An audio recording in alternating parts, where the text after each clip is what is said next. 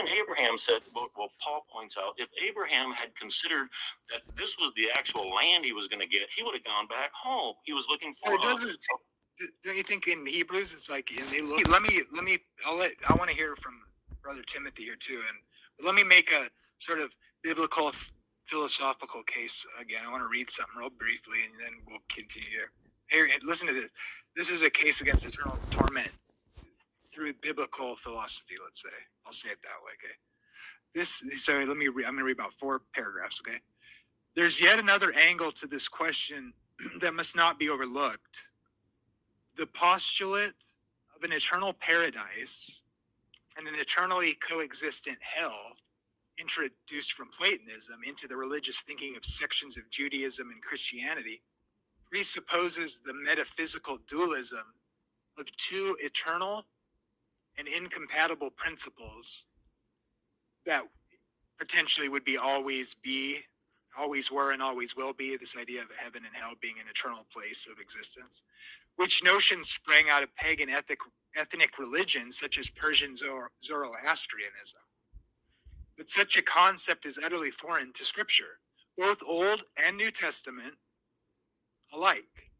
Contingent evil may be explained by the positive exercise of liberty and will, but unless one accepts the dogma of an eternal dualism, the presence of evil involves a beginning, and consequently and logically and inevitably calls for an end.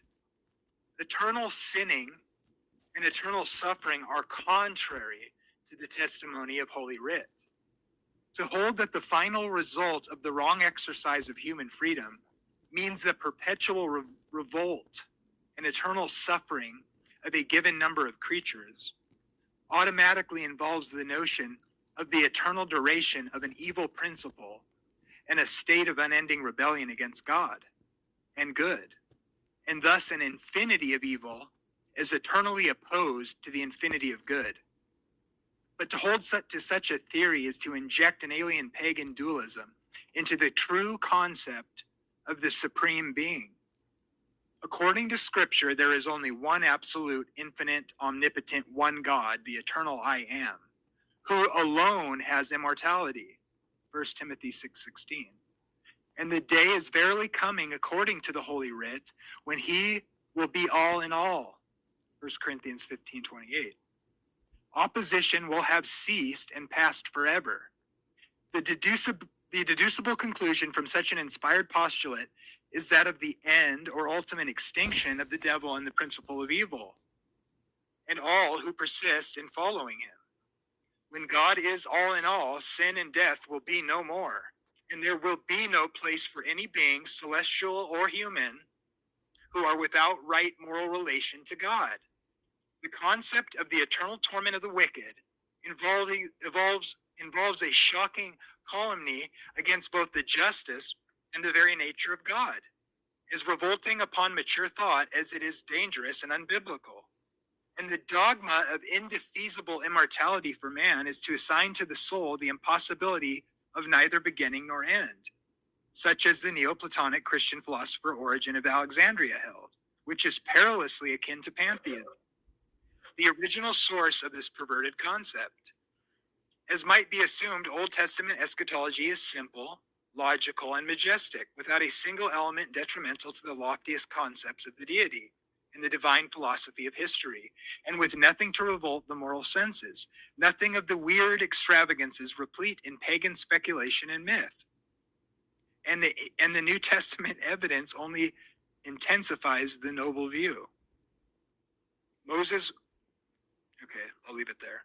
What do you think of that? I think that's Holy Writ or Irenaeus. What's Holy Writ to Aaron? Is that Irenaeus? What is Holy Writ? No, that's a philosopher. That's a theologian and philosopher waxing on about the incompatibility of the immortality and persistence of rebellion before a holy God. Oh, it was beautiful. It was beautiful. It was concise. It shouldn't even be considered. You're going to burn forever? No. Your immediate response, you're walking in the parking lot, someone, you're going to burn forever? No. Yeah, I would suggest that the only reason anyone thinks they need to defend it is because they have a wrong concept of the immortality of man. But in fact, we're not eternal. We're made to be eternal. God has put in our heart eternal ideas so that we wish to be that. We are made for that purpose. But like I read earlier in Eric's stream, if you actually carefully read the story of Eden, man wasn't made immortal. He was made mortal, and it was it was conditional. So the concept of conditionality is that we depend on God.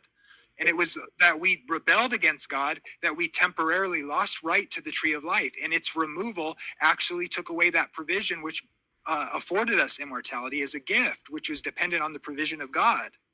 And in his grace, he gives us a time of probation until he can deal with evil and deal with its ultimate destruction to restore us to that tree of life, which is seen in the eternal kingdom when God returns and executes his judgment against evil. Yeah, exactly.